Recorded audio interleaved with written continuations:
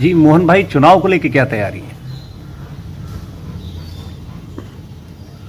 देखिए, हम तो समाज में हमेशा सक्रिय रहते हैं। जी। चाहे फर्रुखाबाद के कोई गंगा एक्सप्रेसवे जैसे मामले में अनदेखी की बात हो या अन्य मामले हो, शहर के लिए हमेशा बात करते रहते हैं। जी। और अगर फर्रुखाबाद नगर की जनता चाहेगी जी। और उसका मन होगा तो हम लोग तो हमेशा जनता के बीच में ही रहते हैं। तो हमारे सारे निर्णय जनता के निर्णय हैं, जो जनता तय करेगी वो हम करेंगे। अच्छा, मान लीजिए जनता ने अगर चाहा कि आप प्रत्याशी बने, तो चुनाव में आपका घोषणा पत्र क्या होगा? स्वाभाविक सी बात है कि ये नगर पालिका का चुनाव है और जो हमारे नगर में विगत 20-25 सालों से दयनीय स्थितियां हैं, जी। तो सबसे पहले हमारा एजेंडा होगा कि हम लोग यहाँ की जल निकास की व्यवस्था को बहुत सुदृढ़ करेंगे। जी। दूसरा, पेयजल की सुविधा को अच्छा करेंगे। जी। तीसरा, यहाँ पर जितने भी नगर पालिका के स्कूल हैं जिनको बंद कर दिया गया है, अनदेखी के कारण जो बंद हो गए हैं, जी। तो उन सारे स्कूलों को शहर का श्रेष्ठ स्कूल बनाने का प्रयास करेंगे, जिससे उनमें जो समाज का गरीब वर्ग का बच्चा है वो पढ़ सके। और साथ ही साथ शहर में पार्क नहीं है।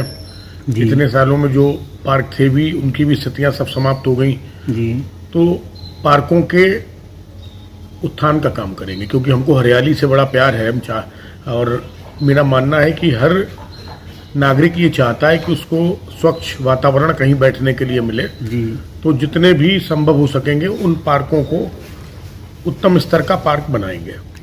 जी मोहन भाई, शहर में आप समाज सेवी के नाम से तो काफ़ी प्रख्यात हैं, तो थोड़ा सा अपना समाज सेवी के तौर पे ही कुछ जरा थोड़ी उपलब्धि बताइए।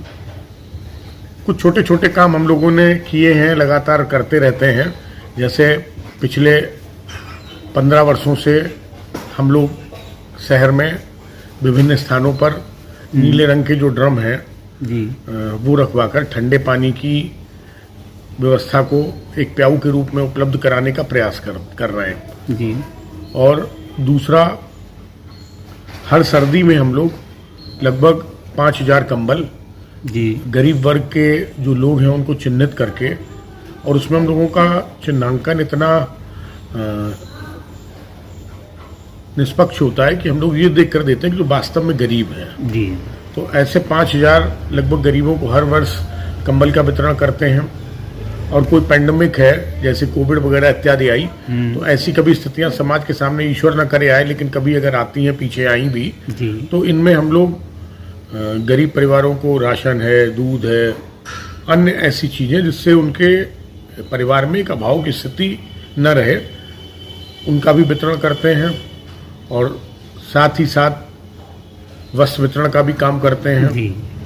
ऐसे करके ये सब समाज के लिए, समाज में अगर कोई गरीब हमसे संपर्क करता है जी। और उसके परिवार में कोई बीमार है या वो उसका इलाज नहीं करा सकता है, जी। तो सामान्य बीमारियों के लिए हम लोग इलाज भी मुहैया कराने में लगातार प्रयत्नशील रहते हैं। चलिए, मान लीजिए अगर जनता ने आपको चुन लिया, आपको आशीर्वाद दे दिया, तो शहर की जनता के लिए सबसे पहले क्या तोहफा होगा?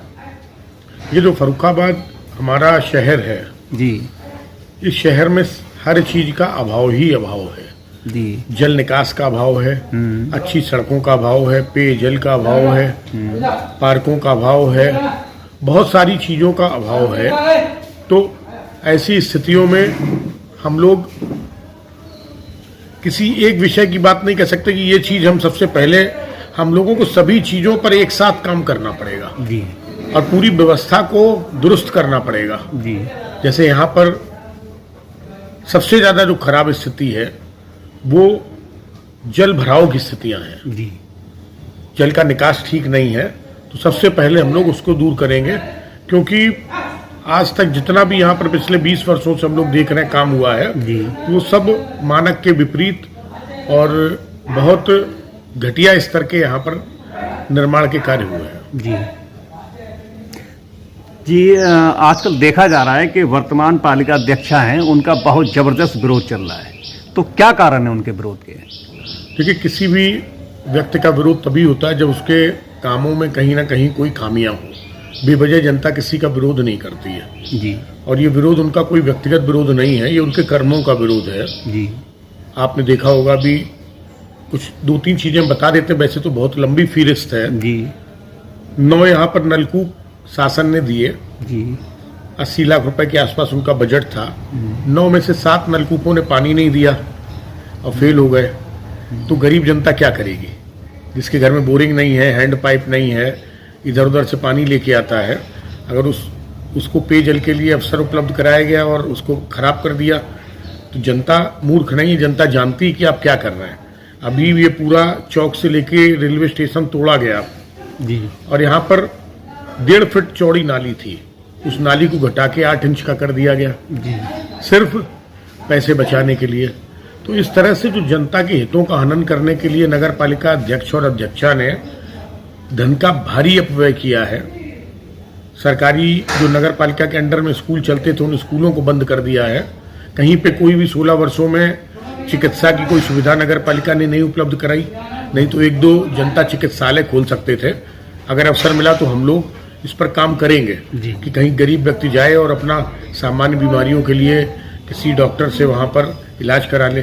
तो ये दृढ़ इच्छा शक्ति की कमी रही और कहीं ना कहीं मन में बेईमानी और भ्रष्टाचार रहा, जिसके कारण लोगों में उनके प्रति भारी रोष है। जी मोहन भाई, हमारे चैनल के माध्यम से आप जनता से कोई अपील करना चाहते हैं? हम जनता से यही अपील करना चाहते हैं कि वो पिछले 15-16 वर्षों में जो वर्तमान नगर पालिका अध्यक्ष और अध्यक्षा पति पत्नी रहे हैं, इन्होंने शहर का